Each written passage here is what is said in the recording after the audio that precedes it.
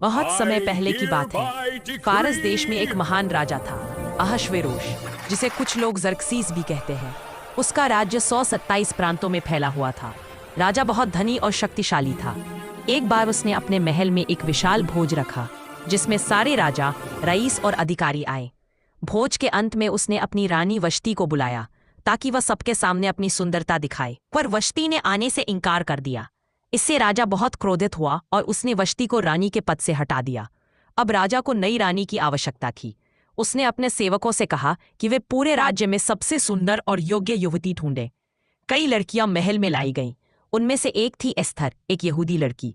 Esther के माता पिता का निधन बचपन में ही हो गया था, इसलिए उसके चाचा मर्दकै ने उसे अपनी बेटी की तरह पाला था। एस्थर विनम्र, समझदार और ईश्वर भक्त थी।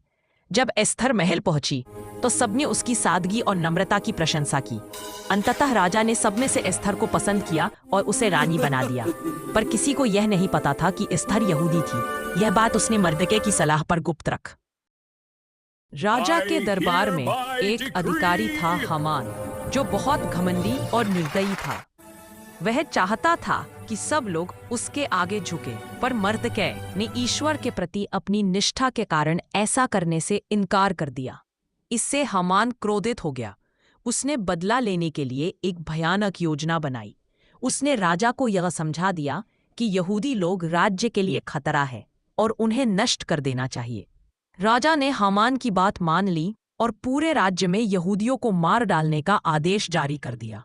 जब मर्दकै को यह पता चला तो उसने रोकर एस्थर को संदेश भेजा कि वह राजा से जाकर अपने लोगों की जान की भीख मांगे। लेकिन यह आसान नहीं था। बिना बुलाए राजा के सामने जाना मौत का कारण बन सकता था। एस्थर डर गई, पर उसने विश्वास किया कि ईश्वर उसके साथ है। उसने कहा, मैं 3 दिन उपवास करूंगी। तुम भी सब यहूदियों से कहो कि मेरे लिए उपवास करें, फिर मैं राजा के पास जाऊंगी, भले ही मुझे मरना पड़े। 3 दिन बाद एस्थर राजा के सामने गई। ईश्वर ने उसे अनुग्रह दिया और राजा ने उसे जीवित रहने दिया। एस्थर ने हामान को और राजा को भोज पर बुलाया, जिसमें उसने सच्चाई बताई कि वह खुद यहूदी है और हामान उसके लोगों को नष्ट करना चाहता है। यह सुनकर राजा बहुत क्रोधित हुआ और हामान को उसी फांसी के फंदे पर लटकवा दिया जो उसने मर्दकै के लिए तैयार किया था। राजा ने यहूदियों के विनाश का आदेश रद्द कर दिया। पूरे राज्य में यहूदी लोग सुरक्षित हो गए और उन्होंने परमेश्वर की स्तुति की। इस प्रकार एस्थर की हिम्मत, बुद्धिमत्ता और विश्वास के कारण पूरे राष्ट्र को बचाया गया।